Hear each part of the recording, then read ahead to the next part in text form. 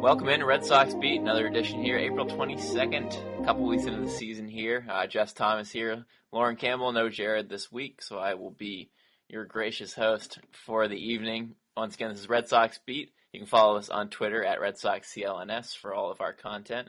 You can follow the website as a whole at CLNS Media and clnsmedia.com as well. We're going to be talking about our 17-4 Red Sox today. Lauren, it's been a while. Pretty good team we got here. It has been a while. I don't think I've done a show since the regular season started.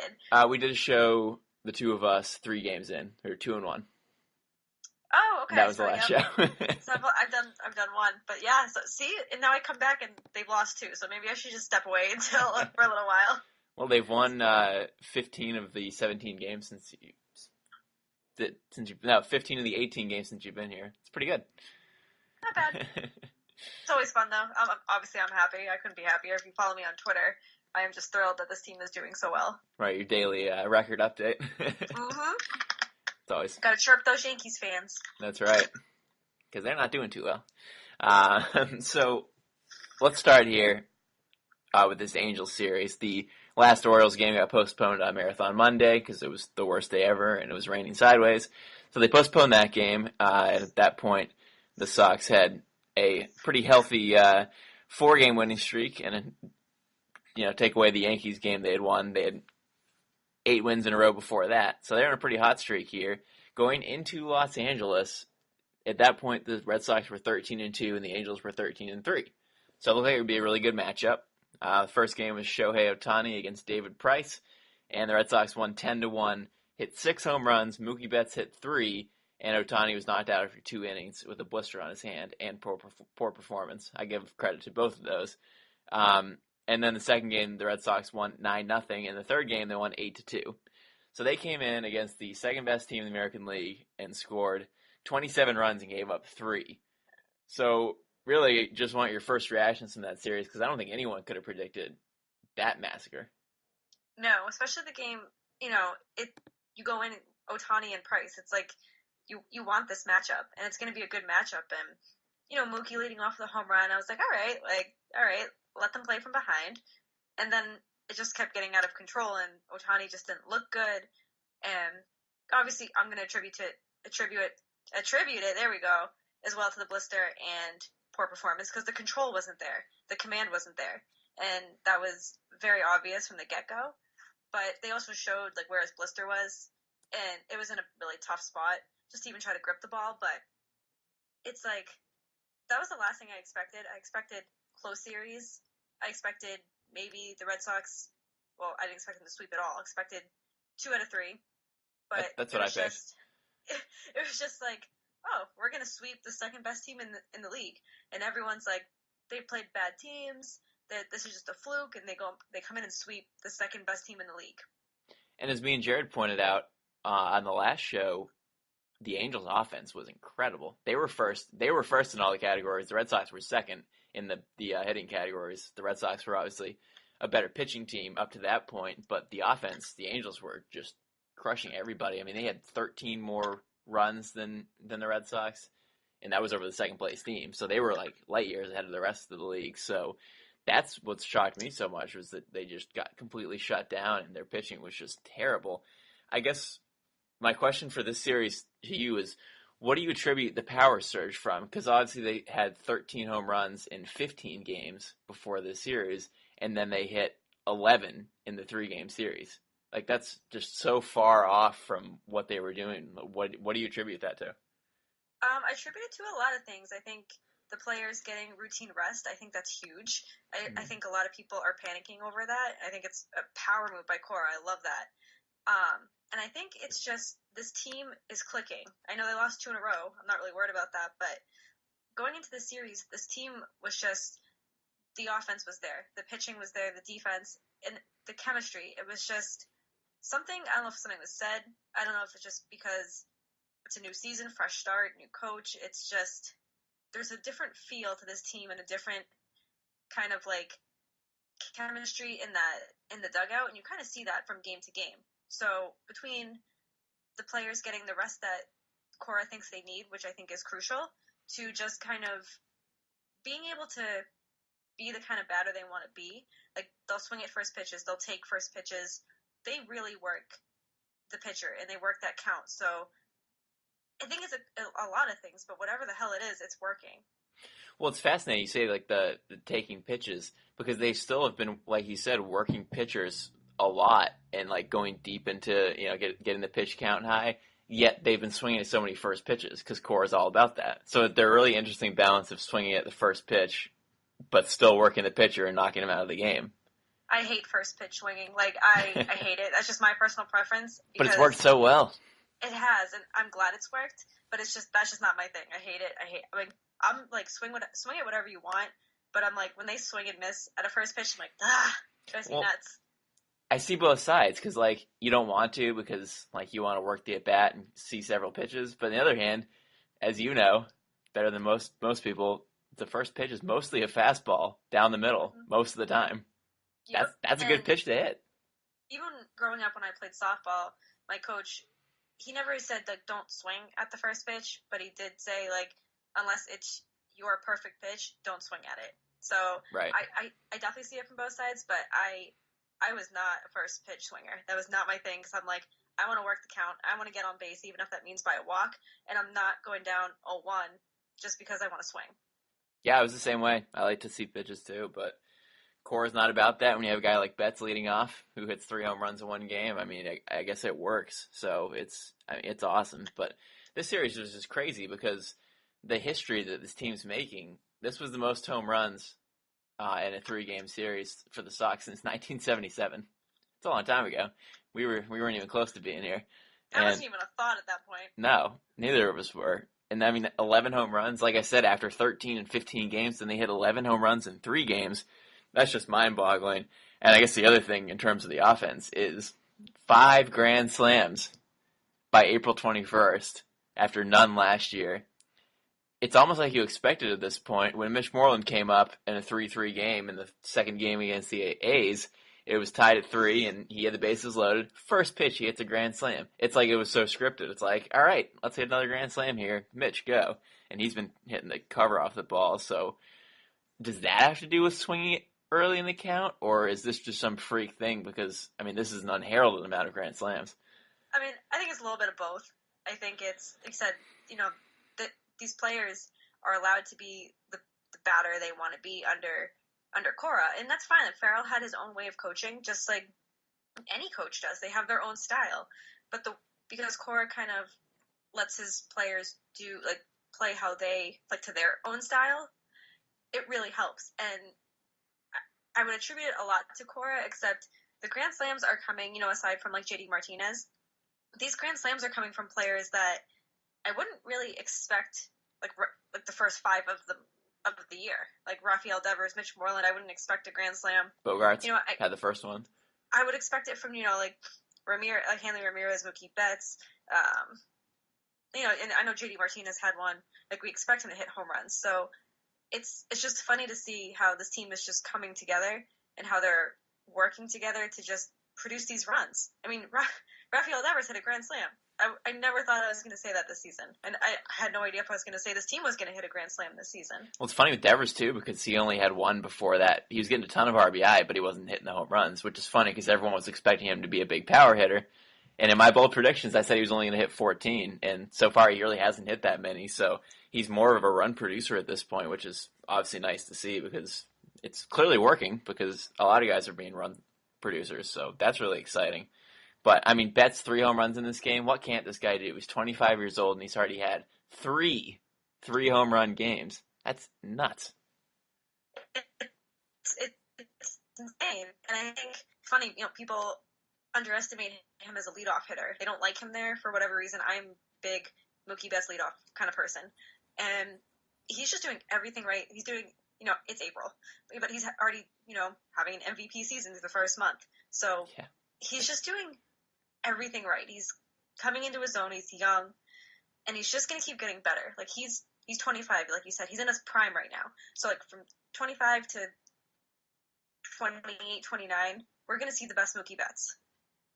Yeah, I mean, he's hitting .366 with 6 homers and 14 RBI. And the key thing with him was that he started off the season with a great batting average, but he wasn't hitting home runs. Then he has this 3-home run game, and then it's just like everything comes together all at once. You know, he leads the team in doubles, he leads the team in homers, he's fourth in RBI because everyone's getting RBI. He's first in runs, he's first in hits, he's first in average. Well, Bogart's a better average, but obviously only 9 games so far for him. So Betts is really doing everything, which obviously you expect, and you know, no slow start for him this season. He just came out firing in this game. So yeah, that was the Angels series, 3-game sweep, 27-3, and 11 home runs, which is just absurd. So then they went to Oakland, played the A's, and this didn't go so well. The first game was a 7-3 win, which was highlighted by the Mitch Moreland grand slam that made it 7-3. So that took care of that game. And then on Saturday, Sean Manaea threw a no-hitter, which couldn't make less sense because he just no-hit a team that was 17-2 at that point and had won 8 straight games, and then he threw a no-hitter. I mean, that should be counted as like 3 no-hitters, shouldn't it? And he also, going into the game, his career ERA against the Red Sox was 13.5. So when I saw that, I was like, we got this in the bag. And then I was covering the game, and I'm sitting there, and it's like the 5th inning. I was like, wow, there's really not much to write about. And I didn't like click that there was no hits. And MLB had tweeted out that Manaea had no hit through 6, and I was like, oh. He does. I was like, no, we'll break it up, no problem. And then I don't know if you saw the Red Sox tweeted no hitter for like 240 characters. I did see that. It was great, and I was like, oh, I'm like, no way. I was like, he's not going to no-hit the Red Sox, the best offense in this league. In the 8th inning, 3 outs. I was like, okay. And I'm sitting there, and I was like, I have most of the recap written. I was like, I just feel like it's so short because there's nothing to write about on the Red Sox side, like except the controversial call from the umps about Andrew Benintendi. Mm-hmm. That's the only thing that I was like, it's all going to be about Manaea. So I was like, okay. And the 9th inning comes, and I was like, here we go, 2 outs. Hanley Ramirez is like, he's definitely going to break it up. It's the best guy to do it. Nope, grounds right out. I was like, no. I was happy. Like, he was losing his control too at that point. He had a walk and then 2 straight balls. Yep, but then he got him out. I mean, his pitch count was high, but 108 pitches, that's still not bad for 9 innings, but you could tell he was getting tired, and he's, you know, it's got to be in the back of his head too that you're no-hitting the best offense, and with JD Martinez, Hanley Ramirez, you know, big name batters. So, I mean, this guy struck out Hanley Ramirez twice. That's incredible for somebody who's, you know, not really known that well around the league. He doesn't have a big name. He probably will now, but I mean, and I love seeing a no-hitter, and it's fun to see because they're just rare. Whether it's against the Red Sox or not, it's rare. But definitely the last thing I expected was getting no-hit by the Oakland Athletics. I know you expect to lose a game maybe to the Angels, not the A's. You know, the 13-3 team, not the 9-10 team. So nope. Yeah, it was crazy. He pitched great. He had 10 strikeouts, and not just the fact that he no-hit the Red Sox, but like you said, the Sox hadn't gotten no-hit in 25 years. So they're really hard to no-hit.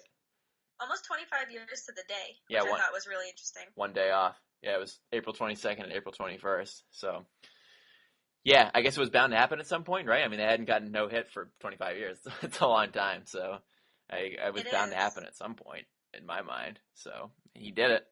And, I mean, that's baseball for you. It's the most unpredictable game.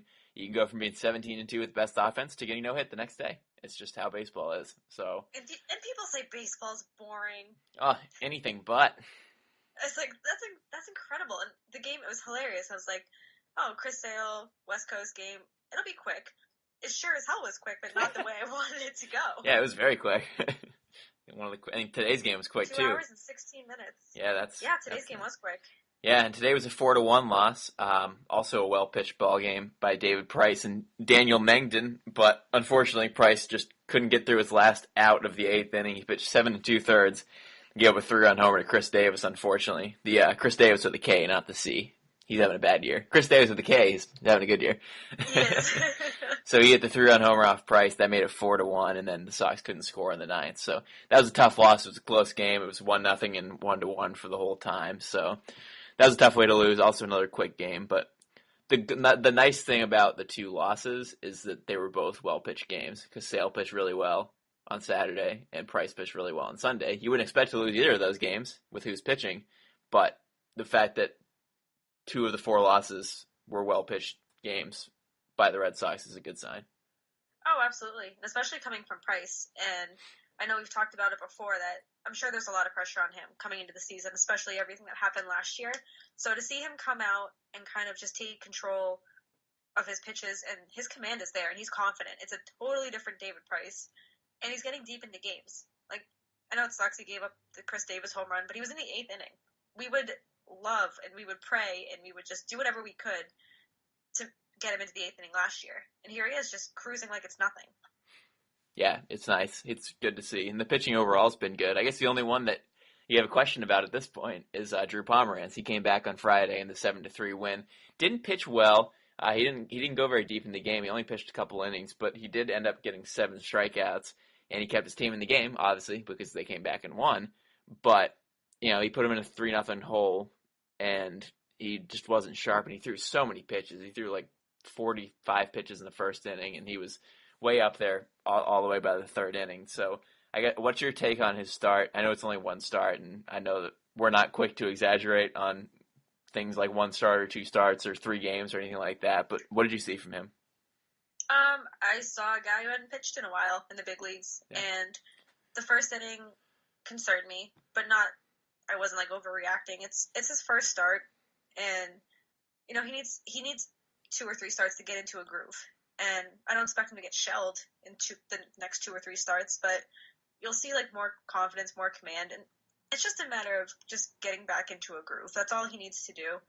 And I think another thing is people tend to forget is our pitching is really solid right now. We're spoiled by it. So Drew Pomeranz comes in and doesn't have a perfect start, and people lose their minds. So he was 17-6 last year. He was very well. He pitched very well last year. I think he was our second best pitcher. But 100%. That's not who he is consistently. Like he's not. I mean, he's a good pitcher, but he's not somebody who's going to get 20 wins every year. He might not even get 12 wins every year. He's a good pitcher, but he's the 4th and 5th starter that rounds out the rotation for a reason. Yeah, and I'm not concerned for a couple reasons. One, he didn't get hurt. That's a good sign. So it means he came back at the right time because he didn't have to leave with an injury. And my second thing was getting the 7 strikeouts because he was a good strikeout pitcher last year. He was rolling. He got a lot of strikeouts, and I think that's the most important thing. Because like you said, first start, he hadn't pitched in a while. So he didn't go deep in the game. He threw a lot of pitches. So be it. But the fact that he didn't get hurt and they got 7 strikeouts were both encouraging signs to me. And I love that Alex Cora does not screw around with this high pitch count thing. Like he goes in and takes out Chris Sale because of a high pitch count. So he's really looking out for his pitchers, and it's really going to prevent, any injuries that could possibly happen down the line, and especially with somebody like Pomeranz who's coming off the DL. You need to be cautious with him regardless of what his injury was or if something could be re-aggravated or anything. Right. Exactly. And I mean, it's so cool that this team was 17-2, or at that point 16-2, and Pomeranz hadn't even started a game yet. Your second best pitcher, your 17-win, 3.32 ERA guy from last year. That's huge. That's awesome. So I'm glad that they played well without him, and now he's back, which is going to be helpful. I want to get to a few other pitchers, but first I want to talk to everyone here about Draft. If you love fantasy baseball, then you need to try our favorite app, Draft. It's daily fantasy baseball, but not like the other guys. On Draft, you play live snake drafts with other people, just like in your season-long league, but they only draft for one night. When you're done drafting, that's all you have to do. You don't have to do any trades, no waiver wire. You just set your lineup and then check it later on and see how you did, or check it while the games are happening because it updates live. So either way, it's fun. The best part is that you play for cold hard cash and you get paid out the next day. Drafts start from just $1. You have $1 ones, 3, 5, 10, whatever you want. There's a draft for everyone. I've had a lot of fun on Draft. I've made some money from it. And actually, something I learned today, Lauren, I was fumbling around with it, even though I've been doing it for several weeks now. You can do free drafts, pay no money for it, and also get no money for it. So if you just want to draft a team and just for the heck of it see how they do, You can do a free one. I did that today. I was like, I'm gonna try this out and see see how this works, and it was fun. I mean, there's no, you didn't have to worry about it. Just draft a team and see how they do. And that's good practice. Like, that's good practice drafting if you Yeah. want to do either money leagues or even season-long leagues. But even though you get killed in those leagues, but it's good. It's good draft practice because I do a lot of fantasy sports, and everyone's like, "What's your secret?" It's good drafting. So get in there and draft because how you draft is how you're gonna finish. So get in there, do your free draft, do your free games, have some fun with it, and then kick everyone's butts in it. Yeah, it's great practice because you can start off by doing a couple free ones and see how you stack up, see how your players are doing, and then start doing it for money. So it's a lot of fun, and it's very good practice. So I discovered that today. You can do head to head, and you can do 3-person drafts for free. So, but what I want you to do is join me on Draft today. All you have to do is search Draft in your app store or play right from your computer on draft.com. And for a limited time only, all Red Sox Beat listeners get a free entry into a real money baseball draft when you make your first deposit. All you have to do is use promo code Red Sox Beat. That's right, a real money league for free using promo code Red Sox Beat. All you have to do is search Draft in your app store, go to draft.com, enter promo code Red Sox Beat, and then you get a free entry with your first deposit. So please join us. We've had a lot of fun on Draft, and you will too. Now I want to talk about one particular pitcher here because he's my guy, and he's your guy, and he's been our guy through the good and the bad. I want to talk about Rick Porcello because this man is 4-0 with a 1.40 ERA. And the best part about Lauren, and I'm so excited about it, and I think about it every day, 0 home runs. He's not given up a single home run after giving up 38 last year. I love this guy. Can you say his record again, just for in case those people missed it at home? 4-0, 4 wins, 0 losses, 0 home runs. I love it. I think this is, and like I said, I know it's April. I know it's early, but I mean, if this guy was 0-4 with a 6-something ERA, everyone would be all over him. But people are pretty quiet about him. Oh, it's funny how quiet people are this season about certain players. Rick Porcello being one of them. It's really funny, and it's really funny, just like how good he is this year. Not funny. That's really not the right word to use, but it's awesome. Is what it is. He's in the zone. He is so focused. His command is there. He's confident, and when he keeps this up, he's gonna have another Cy Young. I said it in our group chat, our Red Sox team. I said, early frontrunner for Cy Young, Rick Porcello, 2 out of 3 years. I mean, he said he was ready for this season. He said that he figured out what he did wrong from last year. He worked on it. And I'm sorry, but he won Cy Young 2 years ago. He looks better this year because he still gave up a lot of home runs in his Cy Young year. He pitched great otherwise, but he still had a decent amount of home runs. So I know it's only 4 starts, but I mean, 4 starts and no home runs. And the other best part, besides the home runs, the guy has 1 walk. He has 1 walk and 23 strikeouts. He's been incredible. I mean, Chris Sale's been awesome. Yeah. Sale's 1-1. He's only got a 1.86 ERA, and he's got 41 strikeouts. But Sale's got 6 walks, and he's given up 2 home runs. Porcello has 1 walk and 0 home runs. Porcello's been the best pitcher on the team, hands down. It's refreshing to see because he did give up a lot of home runs, and I just remember last year, the second he'd hit a home run, people in our group chat would be like, "Not a Porcello start without a home run," blah blah blah, like. And yeah, I get it. We get used to that. It was typical Porcello last year, but like you said he's ready for the season. He's locked in, and I don't know if it's batters are just swinging faster or swinging at everything that they see, but he's got some really good pitches this year. They look good. They're moving well, and he's ready. He's ready to get just out there, and no home runs is huge. I think that's kind of really going under the radar right now, just because it's still early. I think that's like the theme of the show that I've been saying. It is still early, but no home runs through 4 starts. That's huge. That's absolutely huge for Porcello because you give up a home run, that's at least 1 run automatically. So he's saved at least 4 runs in those 4 starts, just that alone. Not that they needed any runs saved in those games, but it's refreshing to see. This whole starting rotation has just been refreshing to see. Yes, it has. Yeah, and Porcello's the only starter who hasn't given up a home run. Sale's given up 2. Johnson gave up 1. Price 2. Erod 2, Pomerantz.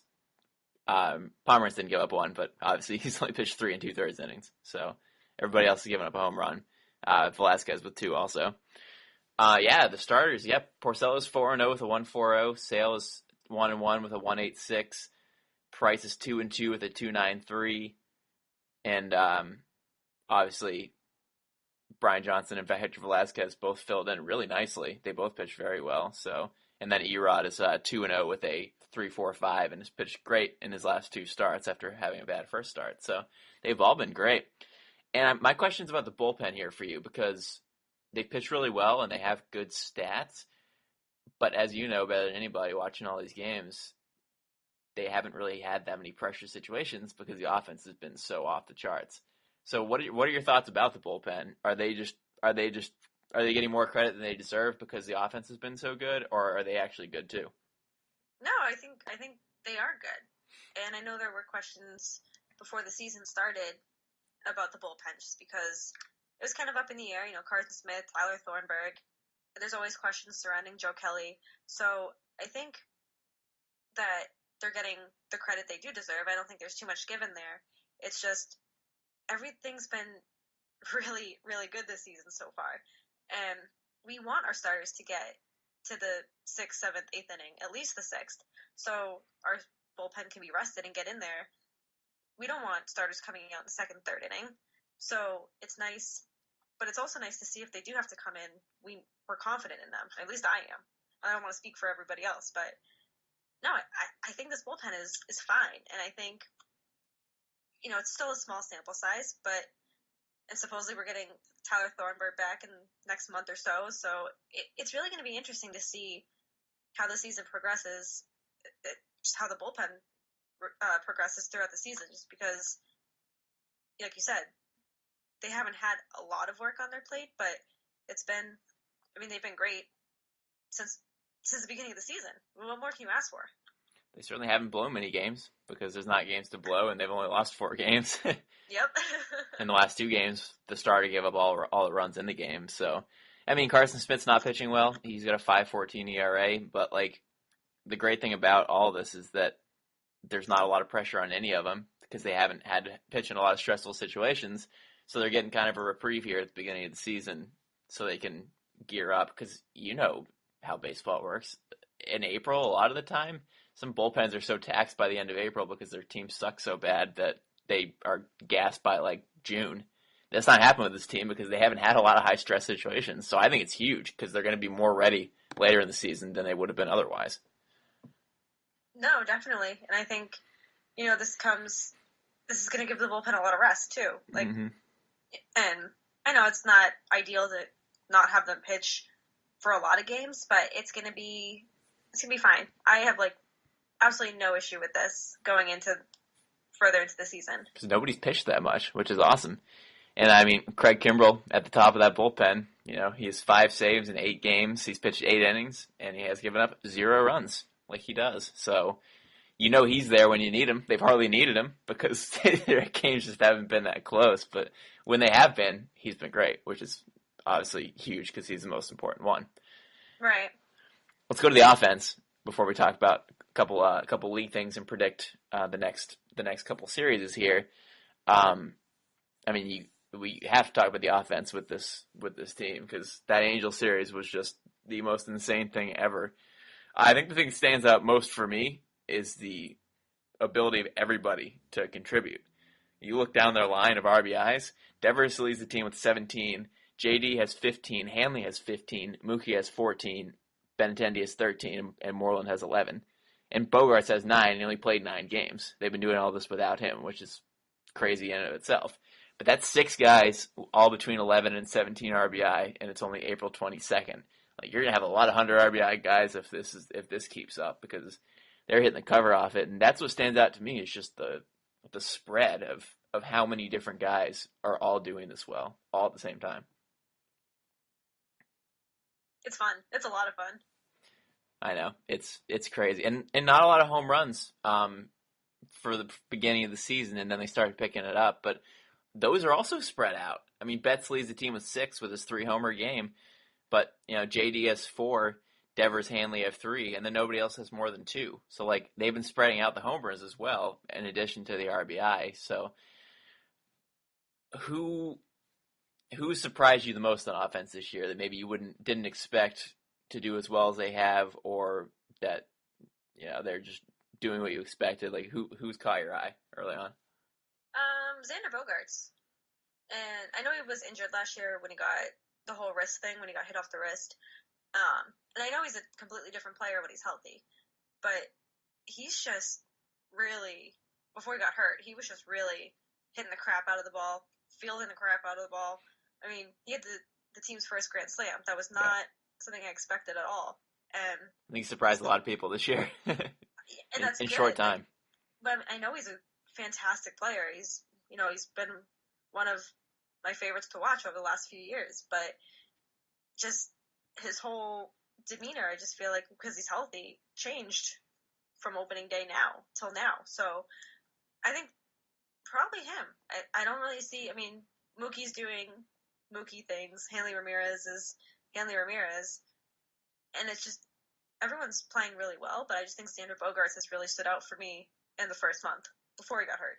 Right, especially for how poorly he did for most of the last season. So, and isn't it ironic that he did that and then he got hurt? We're talking about him being hurt and he got hurt, but this is obviously a different thing, sliding into the dugout as opposed to getting hit in the hand. So as long as it's not a hand thing, I think you're probably okay. Mine, I kind of got to go with Hanley at this point. I mean, he's hit 314 with 3 homers, 15 RBI. His numbers aren't off the charts, but he's hit a lot of big hits. He's hit a lot of important RBI. He seems to be more clutch this season than he has been in the past. And really, I mean, we talked about this all offseason.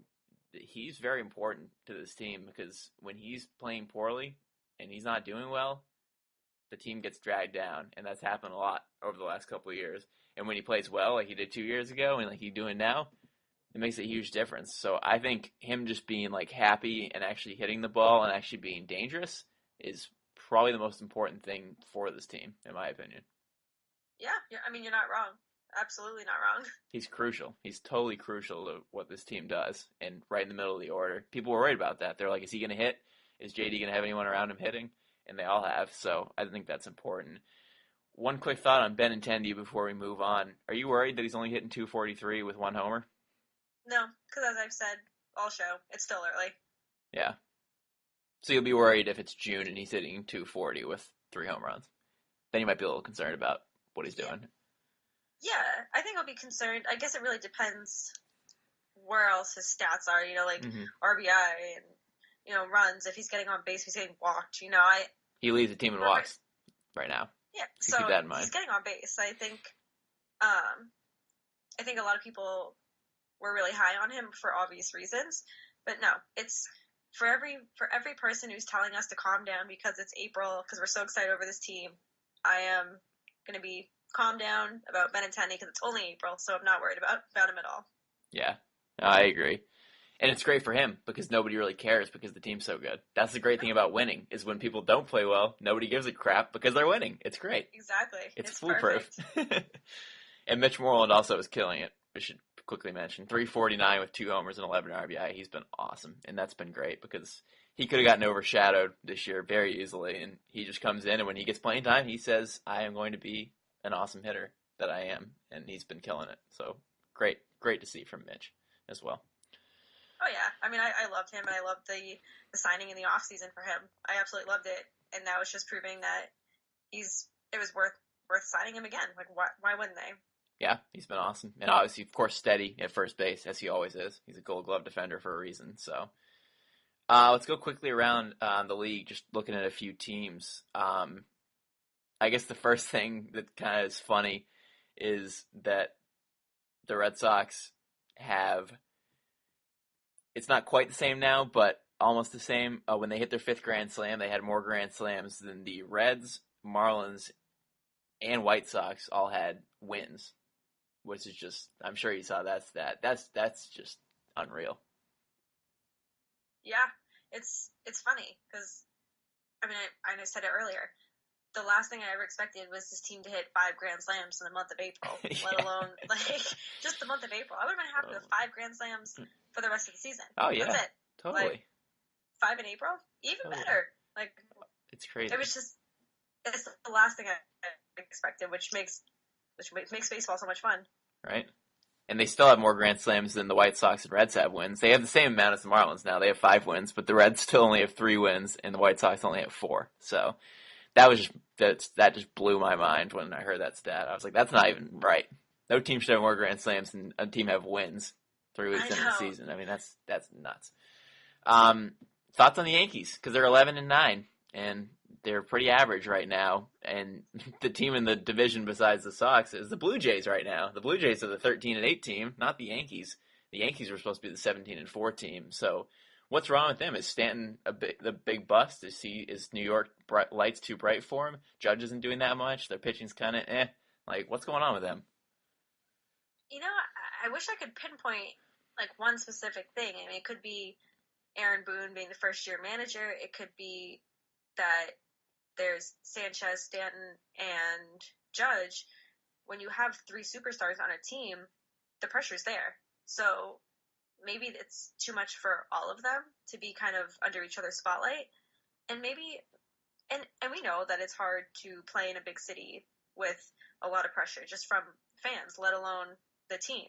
So somewhere like the Yankees obviously is huge, and Stanton's not used to that. So maybe it's just him kind of first year, kind of like getting a feel for it. Maybe he's not meant for kind of the cold weather we've been having. I don't really know.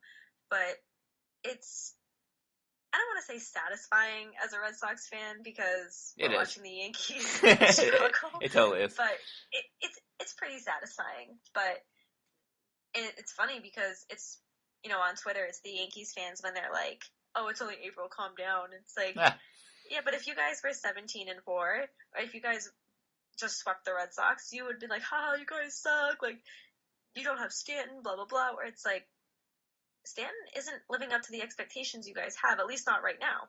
No, far from it. Not even hitting 200, which is crazy. At least that was the case as of a couple days ago. Maybe he's cracked it now. I'm going to look just because I want to know. All right, Stanton is hitting 185, even worse. Fantastic. Wow. I didn't realize it was that low. Yeah, it was 196 the last time I saw. I guess he hasn't gotten any hits since then. He's hitting 185, 4 homers, 12 RBI. Pathetic. So wow. I think it's just mostly with their team inconsistent right now. They can't seem to string several wins together. They're just kind of hanging around that average 500 mark. So I love it. I think it's awesome. I'm super excited, mostly because I said that they're overrated before the year. You can vouch for that. I've said that several times on this show. I said they are not going to be as good as people think. And sure enough, thus far, I know it's early, but so far they're not. They're not doing it. So I think that's the most fascinating thing with a lot of teams this year, actually, is the averageness of teams that were supposed to be good. Yankees are 11-9. Indians are 11-8. The Nationals are 10-11. The Cubs are 10-9, and the Dodgers are 9-10. That's a lot of teams that people expect to be really good, and they're all super average right now. That's the biggest surprise in the league, besides the Red Sox being 17-4 to me. Baseball's weird. So unpredictable, right? It is. It really is, and that's what makes the sport so fun. It's never boring because you find me somebody at the beginning of the year, beginning of the baseball season, but they're like, oh yeah, the Red Sox are going to be the best team in the league through the month of April.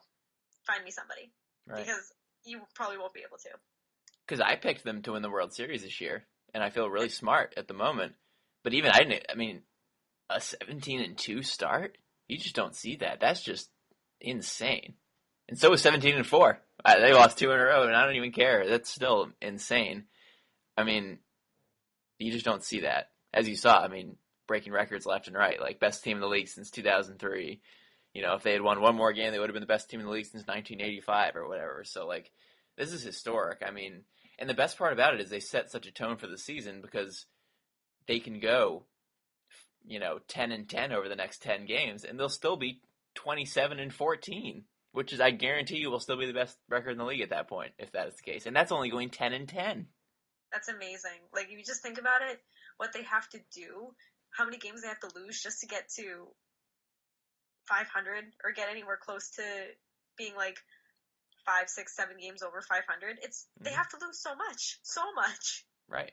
They've put themselves in such a good position even though it's early, is just such a huge thing because it just sets the tone. I mean, I wasn't around for the 60s and 70s Celtics teams, but I've heard that that's what they did. They got off to insane starts where they were like 20-2 and 25-4 and 35-6.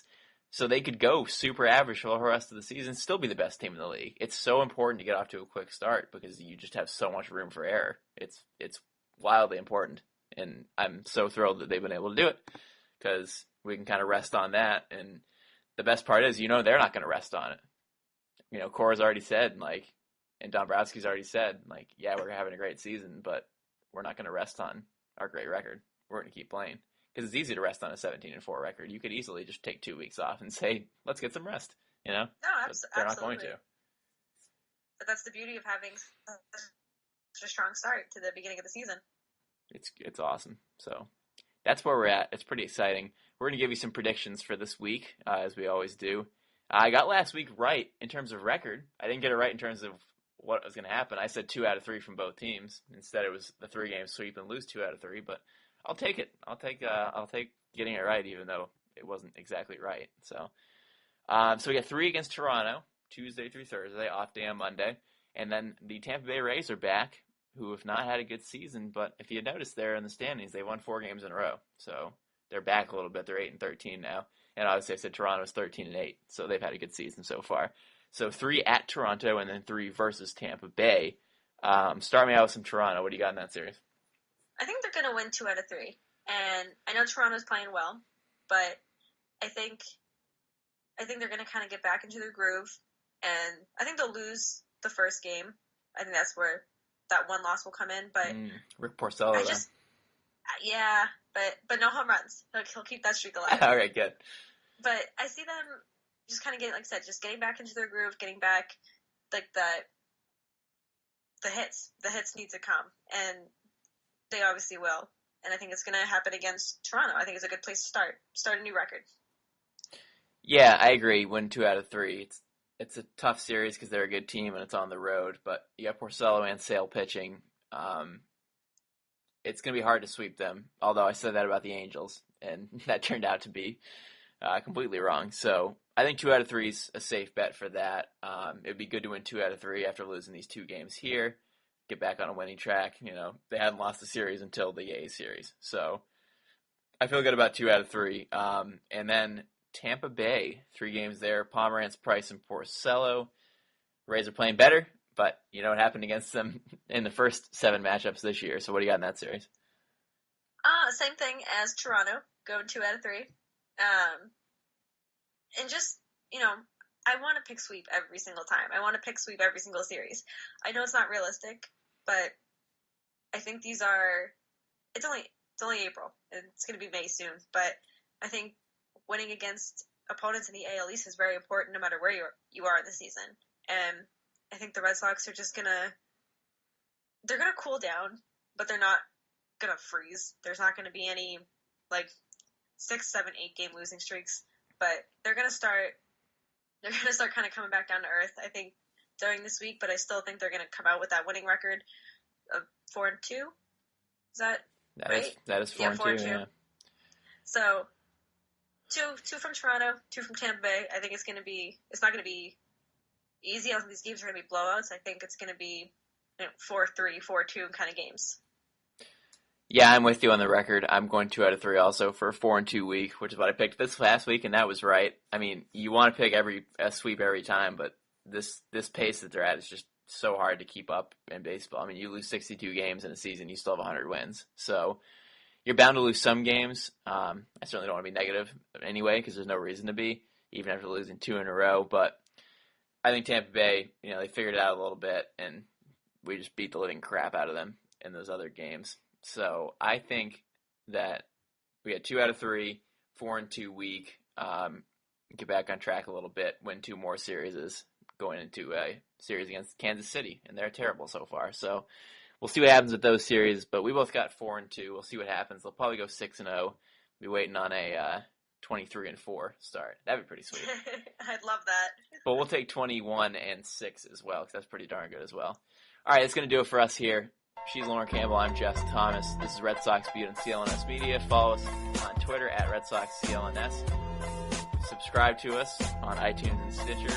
And most importantly, go to draft.com. Make those drafts.